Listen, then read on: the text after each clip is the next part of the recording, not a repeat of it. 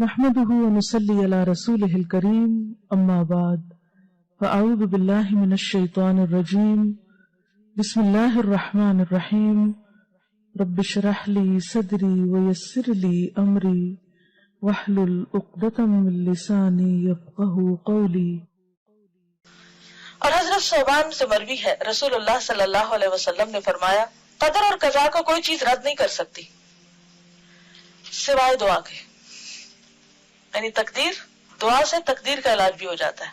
اور کوئی چیز عمر کو نہیں بڑھا سکتی سوائے نیکی کے، نیکی سے عمر بڑھتی ہے دو طرح، ایک تو سال اور مہینے بڑھ سکتے ہیں، اور دوسرے وقت میں برکت، کم عمر میں بھی تھوڑے وقت میں بھی بہت کچھ آپ کر جاتے ہیں جو دوسرے لمبی لمبی زندگی پا کے بھی نہیں کر پاتے، کیونکہ ایک نیکی دوسری نیکی کا دروازہ کھولتی جاتی ہے۔ آدمی گناہوں کی وجہ سے رزق اور روزی سے محروم ہو جاتا ہے، اور رزق اور روزی میں اضافے کا نسخہ کیا ہے؟ کون سی دعا ہے خاص طور پر؟ استغفار۔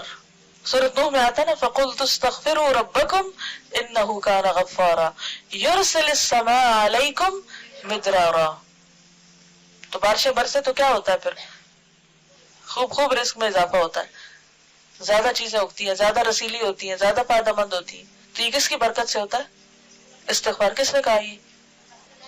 اللہ تعالیٰ نے۔ وَيُمْدِدْكُمْ بِأَمْوَالٍ وَبَنِينَ۔ استغفار کے اور کیا فائدے؟ مال اور بیٹے۔ وَيَجْعَلْ لَكُمْ أَنْهَارًا۔